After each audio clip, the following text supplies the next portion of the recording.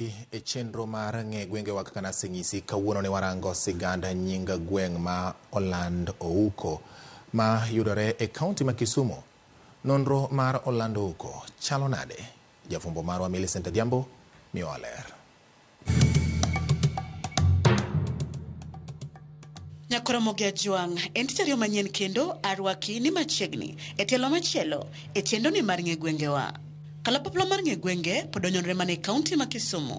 Kuma owuok e sub kaunti ma Nyando, ofuyo ma obiro piyo e sub kaunti ma Kisumu East e ward ma Kolwa Central e gweng' ma iluongo ni Oland Ouko. Mana kaka pile, wachako kod paro mopogore kowuok kuom jogweng' koting'o kod nonro mar nying mar Oland Ouko. To kachako daka mwaka ma 76 nayudo kolalo ni onge, mane ni en achiel kende maninyono kama kikalo kacha makiwuotho to tetni kama, kendo lalo kane onge ji mang'eny ne tho e pi nikech olalo ne onge. Inyalo idho lalo no tilwar piny to ok yudi. Mano ne timore. Koro mano bedo kamano kochopo mwaka ma 89 to Ouko Robert ne timo campaign ne Nyakeuka. Koro kano biro to penjowa jokolwa kani to udwaro ang'o mondo alosnu. Nwakone ni shida ma wan go pigni negowa, ok wanya dhi town bende nikech town idhi kikalo aora. Koro no ok wanya dhi. Wachuno wan waluoro Nyamasari. Koro moloso no laloni. Koro bang' loso laloni wawinjo yot nikech anyalo kawo gira tatero town tauso kendo aduogo maber. Koro lalo emomiyo iluonge ni Oland Ouko. Aora ne onge daraja. Koro ka no onge daraja to yudo ka by then Ouko madaktari the late ne o campaign to harakati mano campaign no kano penjowa ni ang'o manyalo konyo ugodo kaka un jodak ma Kolwa Central. To nwanyiso daktari ni giminyalo konyowago mine wagi gi jodak makagi kagi ya town kagi ng'ada aora ni to miyo gi pek sana. Koro daraja more inyalo losonwa ka. Ouko nolosonwa daraja. Koro kanolosonwa daraja nodong' nyaka sani ne Oland Ouko.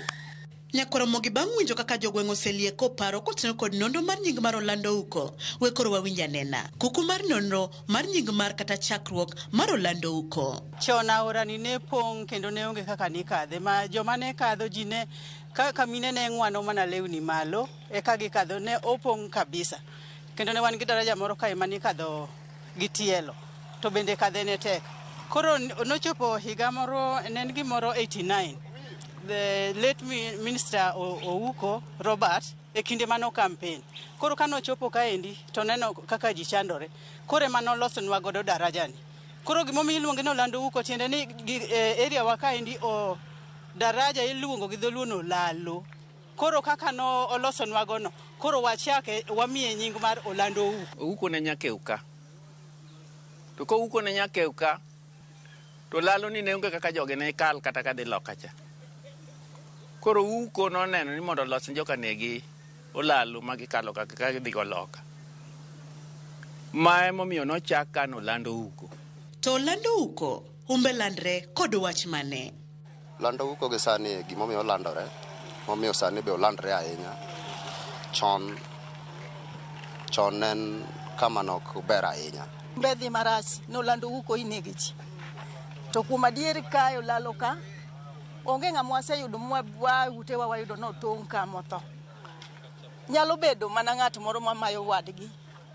To ng'ama tho moneka ok waneno. Umbe landre ni yani joma ng'eny winjo ni Oland Ouko gigoro gimboga mondo mi gidhi gine ni be ni en joma paro en kama duong' ahinya but ok oduong', en kama tin. Gima umama ka landego sani en kamoro maduong' mani gik ma nitie ok ne ka sani ochalo kaka chiro moro mochakore ma maendeleo dhi mbele. Dukni chon ne onge, sani dukni nitie, gik moko usre kaendi mang'eny maywayo ji. To bende nitiere dongruoge ma Oland Ouko osenyuolo e alwora ni nyaka ne ochakre. E lopewa kwelewa gi iluongo ni investors nodonjo, jonyiew loka ok koro luongi ni jodak, mago investors wa. Gikelonwa dongruok mang'eny. Iyudo ni ng'ato konyiewo kare moro ochako ohala moro kanyo okelo dongruok mar e center.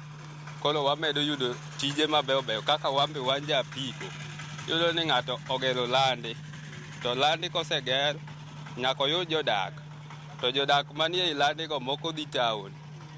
Koro mano dongruok number 1 mokelo nwago investors wa modonje wago.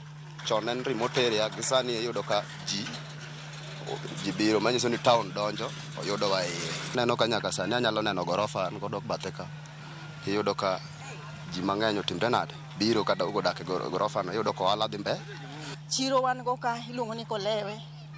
Mano chiro ma wadhi gokinyi to wakawa lodewa to waidho peng kata tuk nitie tero wa town gigiwago.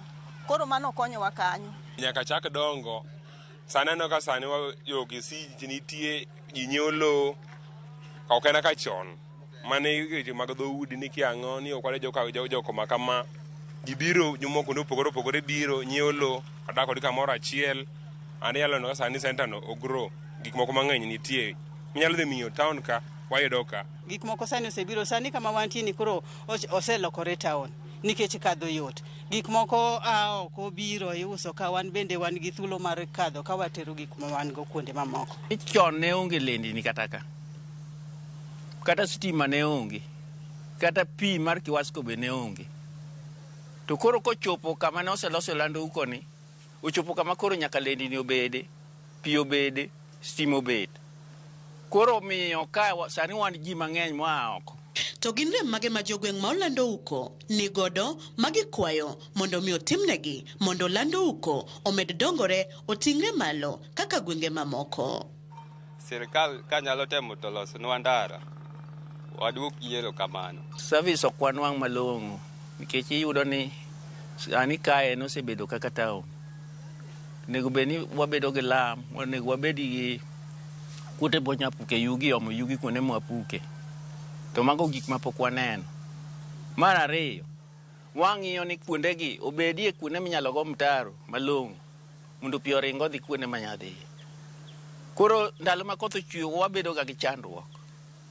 Kendo pi donjo nyaka e udi. Koro ka sirikal nyalo yie, kar country nyalo yie, to gikonywa mondo kuondegi obed maber.